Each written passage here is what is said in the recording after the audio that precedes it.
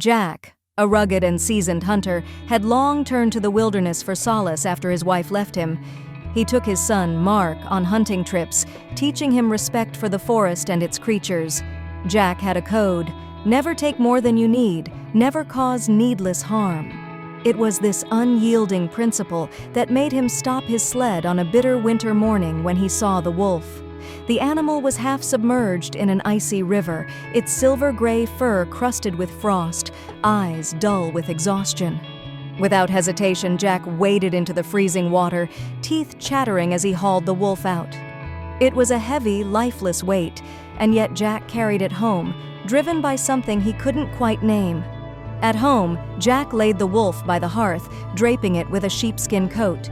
He worked tirelessly, rubbing the creature's body with hot rags and forcing it to swallow a vodka and pepper concoction. The wolf's breathing steadied. Days passed, and Mark arrived for the holidays, his youthful curiosity turning into care as he massaged the animal's weak limbs. Slowly, the wolf began to recover, its piercing yellow eyes following the pair around the cabin. By summer, it had regained its strength.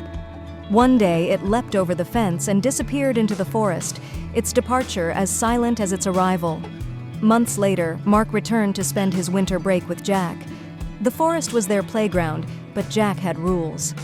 "Never take shortcuts over the river," he warned, his voice stern. Mark nodded, but curiosity and a boy's invincibility got the better of him. One afternoon, he ventured onto the ice. The first crack was small, a sharp, almost musical note. Then came another, louder, and before Mark could react, the ice gave way.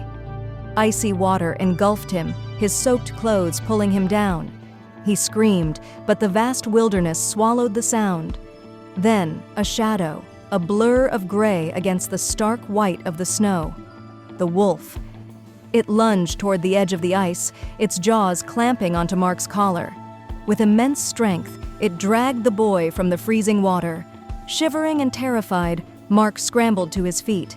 He remembered his father's lessons. "Run to the house. Don't stop." He obeyed, sprinting through the snow as the wolf loped behind him. If you liked the video, put like and subscribe to the channel where you will find a lot of interesting things.